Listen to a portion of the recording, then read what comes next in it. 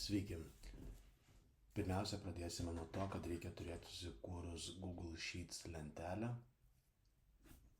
kurie būtų nurodoma, kokią informaciją jūs norit kelti į socialinę erdvę.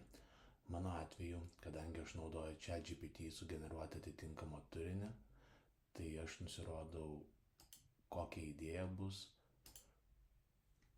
ką turi sugeneruoti, aš modifikuoju savo esamą sukurtą turinį, kad jis atitiktų keliamus reikalavimus, pašalinu nereikalingus simbolius, tada, kada mano turinys yra priimtinamas ir aš jį norėčiau padalinti socialinėje erdvėje, nurodau, koks statusas yra, nurodau, kokiame kanale aš norėsiu tai pasidalinti.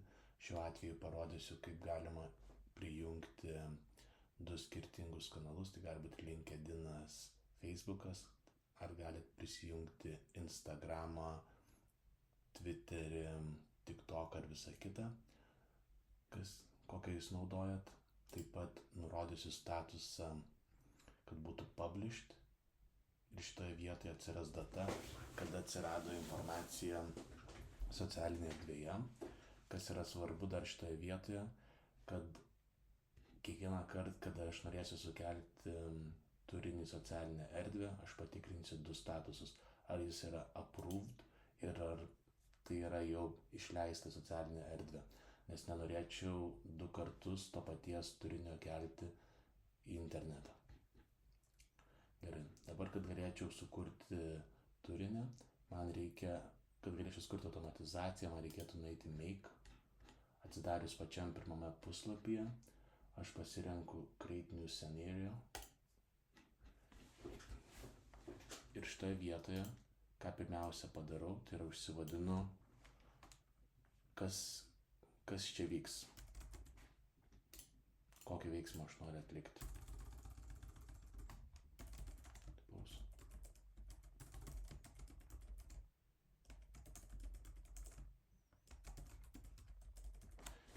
Kadangi mano atveju bus daroma automatizacija, kuri sukels turinį į dvi skirtingas platformas, tai aš nurodžiau tiksliai, kad tai bus LinkedIn ir Facebook. Jūsų atveju tiesiog gali būti post social media, live ar kaip tik sugalvosit. Atlikus pirmą žingsnį, aš visada išsisaugoju ir dabar, kad galėtumėm judėti į priekį, mums reikės susirasti Google Sheets. Google Sheets ieškosime veiksmo Search Rows, tai norėsime pereiti visas savo esamas eilutes ir ieškoti, ar atitinka iškeltus kriterijus ar ne. Šitoje vietoje aš jau esu sukūręs naują connectioną, bet jeigu jums reikės, tai galima pasidaryti šitaip. Spaudžiam Add New, sukuriam naują connectioną, aš jį pavadinsiu Live Video Post. Ir dabar, kas vyksta toliau, spaudžiam Sign in Google, atsiranda accountai, pasirenkam savo accountą, kuriame mes norėsime atlikti visus veiksmus. Spaudžiam Continue, leidžiam prieiti prie esamų failų. Taip, ir mes turim sukūrę naują prieigos teisę prie savo platformos. Dabar prie connection, dabar ko mums reikėtų, tai yra pasirinkti spreadsheet arba informaciją, kurią mes naudosime pasidalinti.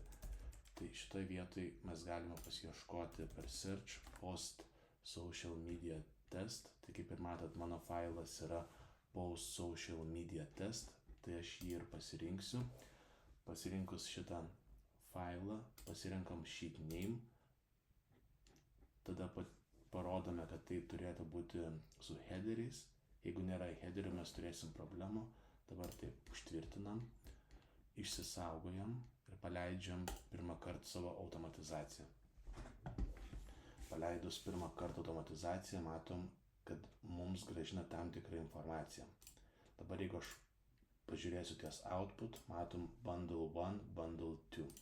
Dabar šitoje vietoje, kuo skiriasi, kad Bundle 1 yra nurodomas LinkedIn puslapį, o Bundle 2 yra nurodomas Facebook puslapį.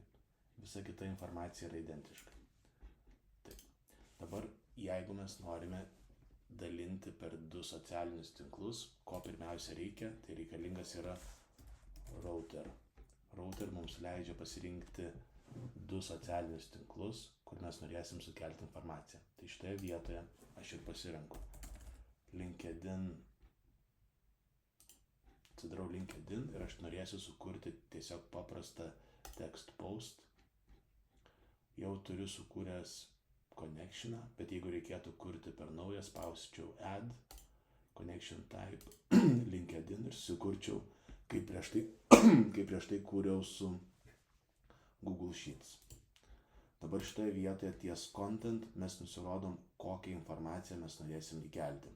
Dabar matote, kad pas mus grįžo bendras eilučių kiekis, kurioje eilutėje stovi. Mums yra aktualu ne eilučių kiekis, mums yra svarbu modifikuota informacija, kurią mes norėsim pasidalinti. Užtvirtinam, spaudžiam gerai.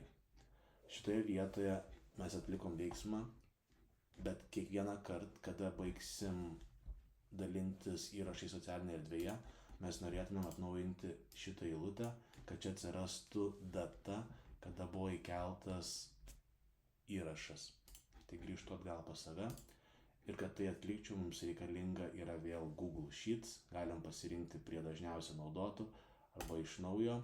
Ir šitoje vietoje mums yra aktualu update row, nes mes norėsime atnaujinti informaciją tam tikroje eilutėje. Pasirenku šitą, mes turim savo sukurtą connection, susirandam failą. Failas mano atveju yra recording material. Post to social media, pasirenkam šitą pavadinimą, nurodome, kuri eilutė yra, nes tai yra svarbu, kad esamai eilutė, su kuria dirbame, atnaujintų informaciją. Nueiname į apačią ir mums yra aktualu, kad published atsirastų tam tikra informacija. Šituo atveju aš nurodysiu datą, bet jūs galite nurodyti taip, ne. Tai mano atveju norėsiu formatuoti esamą datą ir įkelsiu čia informaciją. Pasiemu format date, įdedu now ir nurodau, kad man aktualu išvysti būtų informacija taip: metai, mėnesis, diena, valandos, minutės ir dėkim sekundės. Ir užtvirtinu, paspaudžius OK, ir mes matom, kad šitoje vietoje informacija turėtų praeiti ir atsinaujinti. Dabar ką toliau noriu daryti? Noriu pridėti kitą socialinį tinklą, tai šiuo atveju aš naudosiu Facebook. Ir parašius Facebook man atsiranda galimybės, ko aš galėčiau norėti, tai šiuo atveju bus create a post. Taip pat sukuriam naują prisijungimą, pasirenkam puslapį, į kurį kelsim informaciją. Šiuo atveju aš susikūriau test automation page. Pasirenku, kokią žinutę kelsiu, tai parenku savo modifikuotą turinį. Taip, dabar šitoje vietoje man reikės antrą kartą panaudoti šitą veiksmą. Tai ką aš galiu padaryti, spaudžiu Shift ir pasirenku Ctrl+C arba MacBook'e Command+C ir Ctrl+V arba MacBook'e Command+V ir man atsiranda nukopijuotas mano turinys. Galiu pasitikslinti, ar visa informacija taip pat atsirado, kas buvo prieš tai. Taip, viskas yra gerai. Aš išsisaugau šitą, paspaudžiu Auto Align, kad viskas gražiai atrodytų, tada išsaugau. Dabar, kas yra man svarbu šitoje vietoje? Man yra aktualu kiekvieną kartą pasitikrinti, ar mano turinys, kuris ateina į šitą vietą, yra patvirtintas ir ar jame nėra įrašyta datos. Tai ką aš dabar darysiu šiuo atveju? Grįšiu pirmą eilutę. Prieš patenkant tolimesniam žingsniui, aš noriu apsisaugoti, kad mano sukurti veiksmai, kad jie nereidėtų toliau į priekį ir 2 kartus to paties turinio nekeltų į socialinę erdvę. Tai ką aš dabar darysiu? Man yra aktualu patikrinti statusą. mano statusas turi būti approved. Ir aš nusikopijavau savo aprašymą, taip, dabar tik tai su tuo statusu, kuris yra approved. Bet nutinka taip, kad jeigu mes turim approved ir publish kartu, jisai vis tiek įkels tą informaciją. Tai šituo atveju aš dar norėčiau patikrinti published, ar jisai turi kažką viduje rašytą.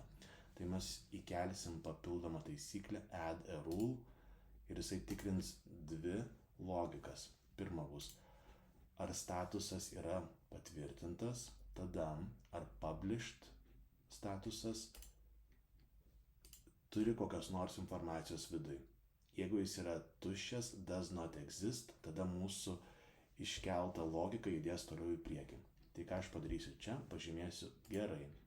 Dabar taip, mes turime pirmą filtrą, statusas. Dabar kitame žingsnyje yra kitas svarbus statusas, mes norime patikrinti, ar mūsų turinys eis į LinkedIną, ar jis keliaus į Facebooką. Dabar taip pat uždėsime filtrus, uždėkime labelį ir ką mes tikrinsime. Mes tikrinsim channel ir channel ar yra lygi iš LinkedIn page. Jeigu taip, tada užtvirtins ir nueis į šitą vietą. Reikia tą patį veiksmą pakartoti su Facebooku. Aš mėgstu kopijuoti, vien dėl to, kad neįvelčiau papildomų klaidų. Vėl pasirenkam channel ir įdedam Facebook page. Užtvirtinam. Dabar šitoje vietoje mūsų logika yra pilnai išpildyta ir mes galime patestuoti, kas nutiks. Bet prieš tai paspauskim auto align, išsisaugojam viską ir paleidžiam run once.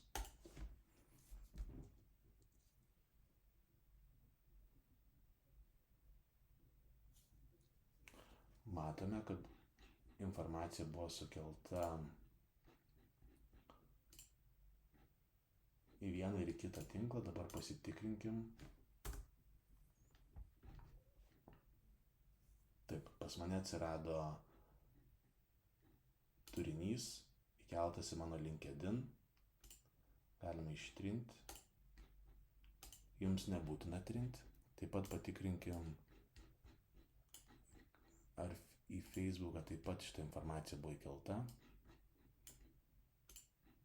Perkelkim puslapį.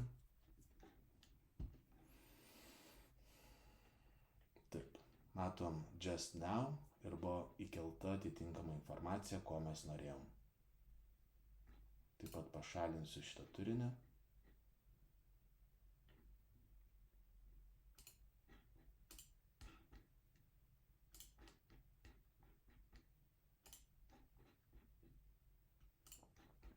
Jeigu mes norime pridėti daugiau socialinių tinklų, mes galime paspausti plus, atsiranda kitas tinklas, kur norėsim kelti informaciją, panaudojam panašius veiksmus, kaip naudojam prieš tai.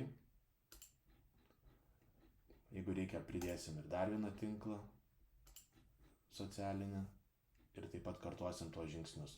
Visada yra svarbu atsiminti, kad naudotumėt filter ir nurodytumėt, kokiam socialiniui tinklui informaciją norėsit kelti.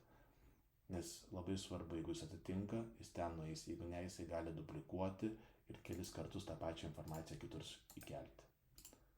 Kad ištrintumėt nereikalingą modulį, spaudžia dešinį, delete module, susitvarkom savo logiką, išsisaugojam ir iki kitos pamokos.